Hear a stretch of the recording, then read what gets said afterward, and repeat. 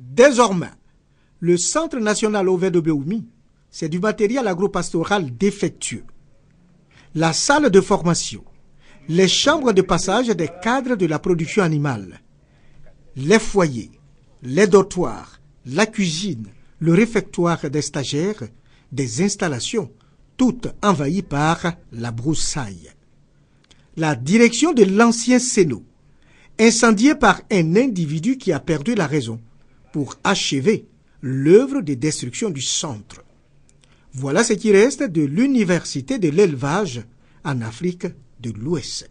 D'une superficie de 140 hectares exploités sur 500 hectares, le Sénat assurait la production des géniteurs améliorés pour la cession aux éleveurs, l'aide à la création des fermes d'élevage ovin pour les jeunes.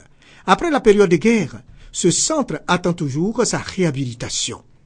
Pour Olebamba, ancien berger, l'inexistence du centre constitue une énorme perte pour la Côte d'Ivoire. Je faisais à peu près 30 millions par an.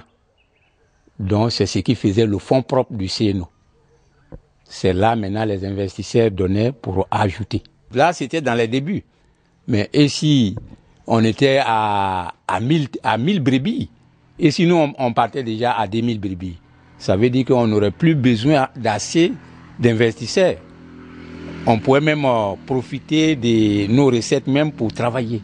Ce centre qui faisait autrefois la fierté de Béoumi est un lointain souvenir. Le directeur départemental de cette structure a souhaité sa réhabilitation pour le bonheur de la jeunesse ivoirienne et pour l'autosuffisance en protéines animales. Ça servait beaucoup à la jeunesse parce que grâce à ce centre, on a installé beaucoup de jeunes. Il y avait eu 12 bergeries. Une bergerie faisait à peu près une capacité de 350 moutons. Des expériences avaient été menées sur la race Dialonké. Et ces expériences avaient été vraiment salutaires. Si on poursuivait cette expérience, la Côte d'Ivoire devait être autonome en moutons. Créé en 1977, le Sénat de Béoumi recevait des stagiaires en provenance de plusieurs pays africains. Parce que se former en élevage ovin, c'est assurer son avenir.